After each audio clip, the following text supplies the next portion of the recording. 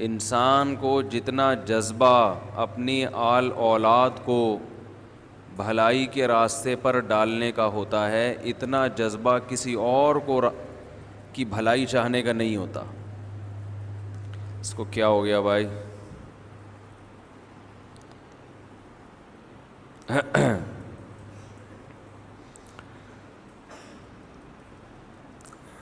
اس لیے فرمایا اپنے آپ کو بھی بچاؤ اور اپنے اہل و عیال کو بھی،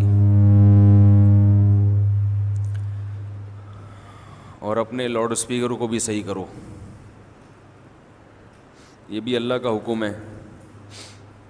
اپنے مائک کو بھی ٹھیک رکھو اور اپنے اسپیکر کو بھی ٹھیک رکھو۔ تو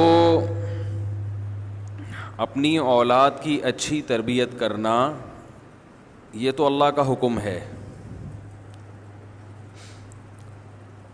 اور یہ سبھی چاہتے ہیں کہ ہمارے بچے اچھے بنیں،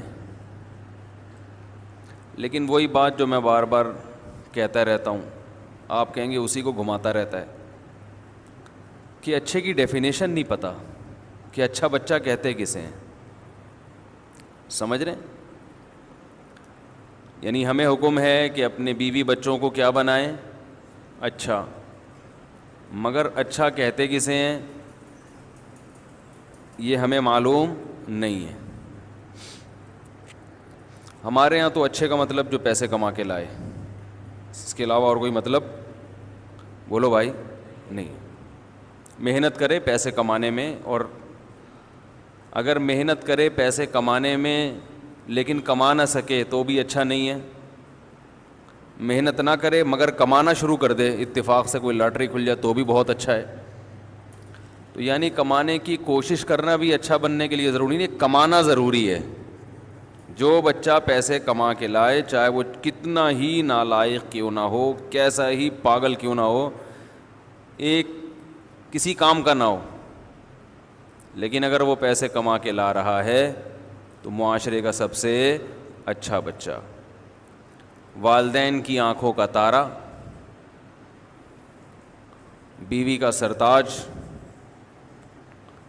بچوں کا باپ، ٹھیک ہے، پڑوسیوں میں محبوب، دوستوں میں محبوب۔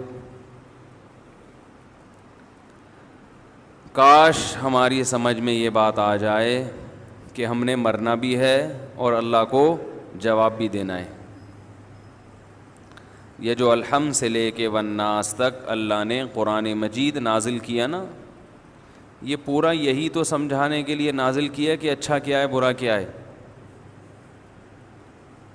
یہ پورا تو یہی سمجھانے کے لیے نازل کیا ہے۔ فرعون اچھا سمجھا جاتا تھا مگر اچھا تھا نہیں، حضرت موسیٰ علیہ السلام اچھے سمجھے نہیں جاتے تھے مگر تھے اچھے۔ نظریات پہ ڈٹ جانا، سمجھوتا نہ کرنا، زمانے کے سامنے نہ جھکنا، جس چیز کو آپ حق سمجھتے ہیں اس حق سے کسی لالچ میں دستبردار نہ ہونا، یہ تمام چیزیں انسان کے اچھے ہونے کی علامت ہیں جو اسے اللہ کی نظر میں اچھا بنا دیتی ہیں۔ اور نبی صلی اللہ علیہ وسلم نے ارشاد فرمایا، جب اللہ کسی سے محبت کرتے ہیں، ظاہر ہے جو اللہ کی نظر میں اچھا بنے گا تو اللہ اسے محبت بھی کرے گا نا، تو جب اللہ کسی سے محبت کرتے ہیں تو جبریل کو حکم دیتے ہیں، فرشتوں کو حکم دیتے ہیں کہ اس سے محبت کرو، پھر اللہ اس کی محبت کو زمین پہ اتار دیتے ہیں اور پھر لوگ بھی اس سے محبت کرنا شروع کر دیتے ہیں۔ تو جو عزت انسان کو دولت سے ملتی ہے، یہ وقتی کسی کمال کی وجہ سے ملتی ہے، وہ عزت اور وہ محبت دائمی نہیں ہوتی۔ میں جب لوگوں سے ملتا ہوں، خوب اچھی طرح سمجھیں کیا کہنا چاہ رہا ہوں، لوگ اپنے بچوں کا جو مجھے تعارف کرواتے ہیں تو ایسے کہ میرے ماشاءاللہ اتنے بچے ہیں، ان میں سے اتنے یہ ایک ڈاکٹر ہے، ایک نے پی ایچ ڈی کر لیا ہے، ایک بیٹی کمپیوٹر سائنس میں ماسٹر کر رہی ہے، ایک بیٹی یہ کر رہی ہے، ایک بیٹا وہ کر رہا ہے، تو بڑی خوشی خوشی بتا رہے ہوتے ہیں کہ ماشاء اللہ اللہ کا ہمارے خاندان پہ بہت فضل ہے. بھائی یہاں تک سمجھ میں آ گیا نا؟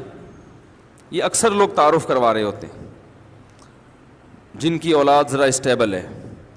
بعض لوگوں کا اسٹائل اس سے بالکل منفرد ہوتا ہے، وہ تعارف کروا رہے ہوتے ہیں حضرت 3 بیٹے ہیں، 2 بیٹیاں ہیں، ایک بیٹا وہ بے روزگار پھر رہا ہے، ایک کمبخت اسکول ہی نہیں جاتا، دوسرا گٹر کے ڈھکن پہ بیٹھا رہتا ہے ہر وقت، ٹھیک ہے نا، ڈبو کھیلتا رہتا ہے. بچی کا بھی یہ حالت ہے، بچیوں کے تو رشتوں کے لیے مسائل کھڑے ہو جاتے ہیں. تو یہ اپنی اولاد کا کیا کرواتے ہیں؟ تعارف. تو مجھے عادت ہے آبزرو کرنے کی نا کہ پبلک جا کدھر کو رہی ہے. بھائی دیکھو قرآن مجید میں اللہ کا ارشاد ہے وما ارسلنا من رسول الا بلسان قومی. اللہ نے جس پیغمبر کو بھیجا اسی قوم کی زبان میں اور اسی قوم میں بھیجا، کیونکہ وہ اپنی قوم کے کلچر کو جانتے تھے. تو جو اپنی قوم کے کلچر کو، اپنی قوم کی ترجیحات کو جانتے ہیں نا، وہی قوم میں زیادہ اچھی تبلیغ کر سکتے ہیں. تو جو آدمی لوگوں میں رہتا ہو، لوگوں کا پتہ ہو کہ پبلک کدھر کو جا رہی ہے، تو وہی صحیح طرح سے گائیڈ کر سکتا ہے نا، ہے بھائی؟ وہی تو صحیح طرح سے گائیڈ کر سکتا ہے. دیکھو علم سب ایک جیسا حاصل کرتے ہیں، قرآن اور حدیث. اصل بات ہوتی ہے امپلیمنٹ کی، کہ کون سی آیت کدھر فٹ ہو رہی ہے، کون سی حدیث کس موقع کی ہے. جو حدیث جہاں نہیں لگانی تھی وہاں لگا دی، جو آیت جہاں کی نہیں ہے کہیں اور لگا دی، تو معاملہ کیا ہوتا ہے؟ اس سے خراب ہونا شروع ہو جاتا ہے.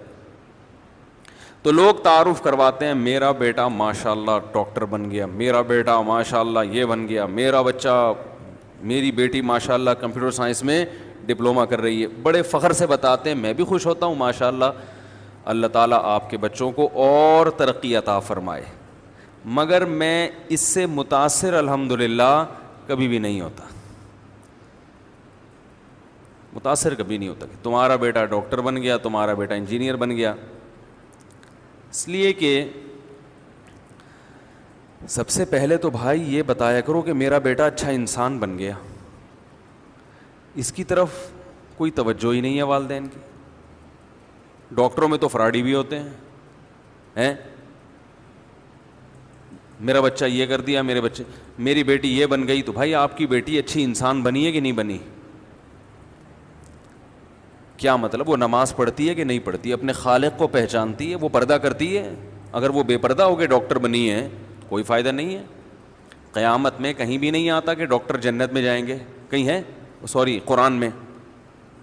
ارے بھائی قرآن میں کہیں یہ لکھا ہوا ہے کہ جن کے بچے ڈاکٹر بن گئے وہ لوگ جنت میں جائیں گے، جن کے بچے بیچارے بے روزگار ہیں وہ جہنم میں جائیں گے؟ کہیں لکھا ہوا ہے قرآن میں؟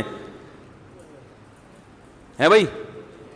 جن کی بچیوں کی بروقت شادی ہو گئی ہے، جن کی بچیاں انجینئر بن گئی ہیں، جن کی بچیاں کمپیوٹر سائنس میں PhD کر رہے ہیں، وہ سب کامیاب لوگ ہیں. وہ خود بھی جنت میں جائیں گے اور ان کی بچیاں بھی کہاں جائیں گی؟ بولو نا، وہ بھی جنت میں جائیں گی. کہیں لکھا ہوا ہے؟ لکھا ہوا ہے؟ کوئی ڈاکٹر ذاکر نائک کو کال کریں، بھائی کوئی آیت نمبر ہمیں بھی بتاؤ یار. کسی کو فون کریں، کچھ پوچھیں، ہمیں بتائیں، ہماری نالج میں اضافہ ہو. یا کہیں لکھا ہوا ہے کہ آپ کا بچہ اگر اسکول میں فیل ہے تو کہاں جائے گا؟ جہنم میں. اس لیے آپ اس پہ ٹینشن لینا شروع کر دیں، میرا بچہ ہر سال کیا ہو رہا ہے؟ فیل ہو رہا ہے. تو بھائی یہ سب چیزیں اچھی ہیں، بہت اچھی بات ہے ترقی، لیکن یہ کامیابی کا معیار بولو نا نہیں ہے بھائی، یہ معیار ہی نہیں ہے. ورنہ غریب تو بیچارے دنیا میں بھی جہنم، آخرت میں بھی جہنم.